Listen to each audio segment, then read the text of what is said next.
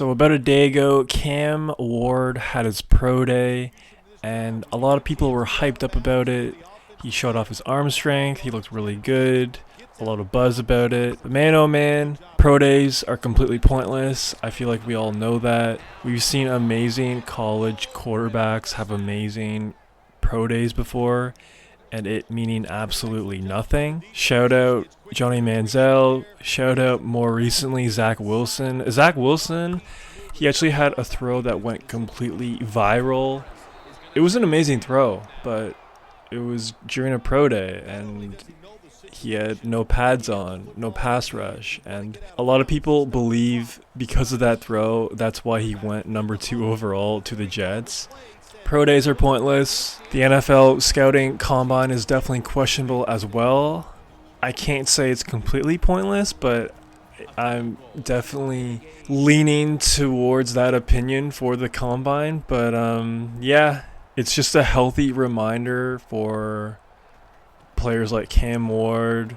We'll see what Shador's is like, and just every quarterback draft class moving forward until end of time. Pro days are pointless.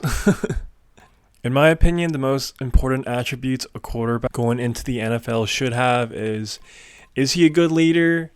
Is he accurate? And can he more or less make all the throws? If he checks all 3 of those boxes, then I would draft him. But you let me know what you think about the pro day, and you let me know what attributes you value the most for quarterbacks coming into the NFL. Let me know in the comments below. Now, it's kind of crazy to think about this, but from my perspective, I feel like Cam Ward isn't really being talked about enough, even though he's projected to go number 1 overall to the Titans. Shador Sanders is getting the majority of the spotlight of the media and just all the buzz and the clicks from the fans and just everybody involved, and I definitely understand. Shador is probably one of the most polarizing players in a hot minute. I'd say he's definitely up there with Johnny to a certain extent. Not at that level, but he's up there. He's also up there with Baker Mayfield. That 2018 draft, Baker was pretty polarizing as well. You know, a couple months before the draft, I believe his arrest video got leaked to the public of him outside a bar and him getting tackled by a police officer. And also, I feel like Caleb was also pretty polarizing just because of his feminine traits, like him painting nails, him and his purses, and him after losing his final game in his mom's arms crying. So over the past 15 years, I'd say those 4, including Shador, are probably the most polarizing college QBs to come into the NFL. Let me know if you agree with me, and did I miss anybody on the list? Let me know in the comments below. Now, as far as Cam Ward, man, I want to be honest. I feel like the majority of NFL fans can't agree with me. I did not watch him play a lot in college. I only watched 1 full game of his when he was in Miami.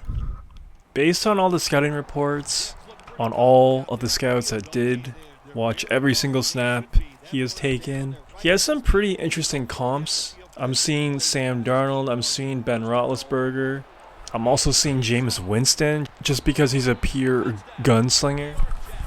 So yeah, man, a lot of interesting comparisons for Cam Ward, and even if you just take a look at his highlights, he definitely is a gunslinger, so it'll be interesting to see how he fits in with Callahan and his new Titans team when they do eventually indeed draft him, because at this point I'd be pretty shocked if the Titans did trade away the number 1 overall pick. I just don't see any team really trading up to acquire the number 1 pick to take Cam Ward, because that's the only reason why a team would hypothetically trade for that pick, it's only for Cam Ward.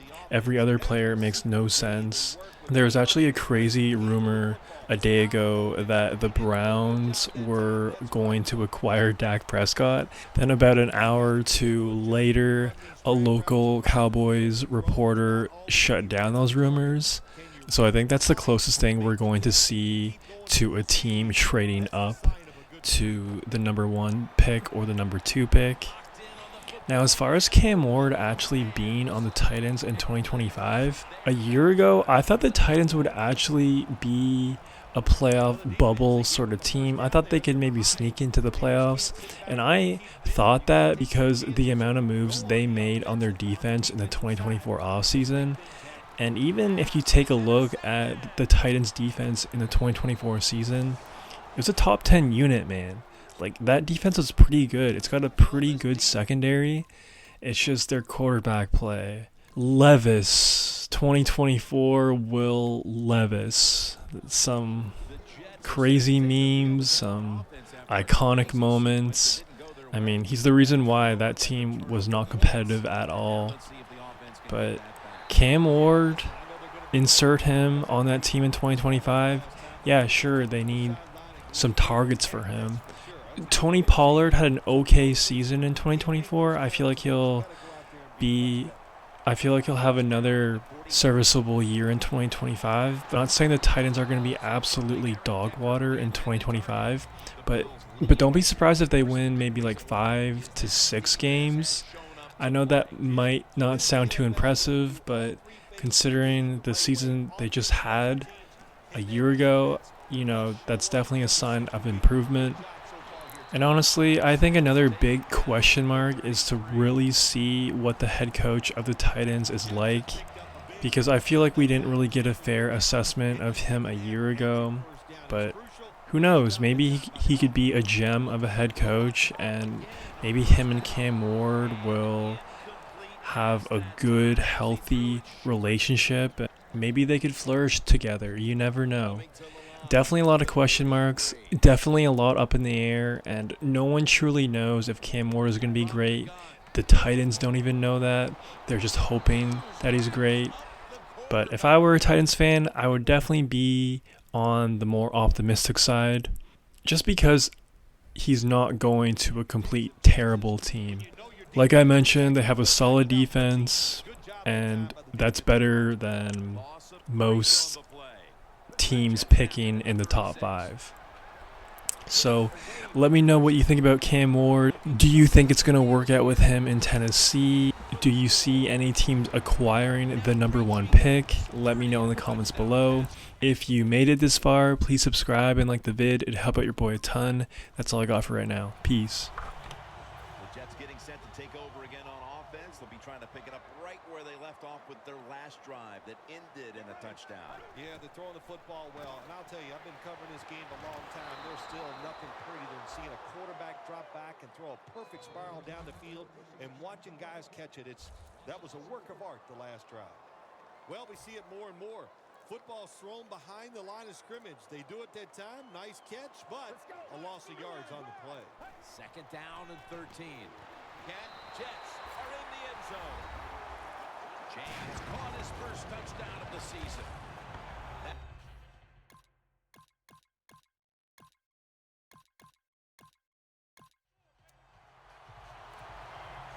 The Jets really have this offense cranking, Phil. They've scored on their last 2 series. You know what we see now in the NFL, so many different ways to move an offense. Screens, run plays, power plays, trick plays. Right now, everything working on the offensive side. The Jets have been fantastic on offense today, and that's big for this team because the offense has struggled oftentimes this season. Well, to say they've struggled oftentimes this season is a big understatement, Jim. They've been borderline awful, but maybe they have found something that's going to work for them and get them on the right path. Back now in this one, and time is running out here in the 4th quarter. First down at the 39.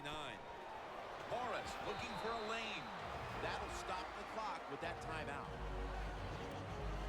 Second and short following the run. It's a 2 tight end formation. Here's the handoff. Now They take the football onto the opponent's side of the field. Coming to the line at the 45. Alfred Morris lined up in the backfield. Another handoff. And they're going to call a timeout here to stop the clock. That last running play was good for only a yard, so it's 2nd down and 9. And Morris is taking the handoff. He's averaging about 3 yards a carry on the day. You see the offensive totals for these teams, and it's been about 2 teams getting it done in different ways. What we're seeing is 2 different philosophies on the offensive side from these teams here today, Jim. And it doesn't matter. All you want to do is just get it done. 3rd and 8. He's brought down. That's going to bring up 4th down. You have a lead in the 4th quarter. You got the football. You want to keep it. Not a very good play call there. So now it's up to your defense to try to stop and win the game.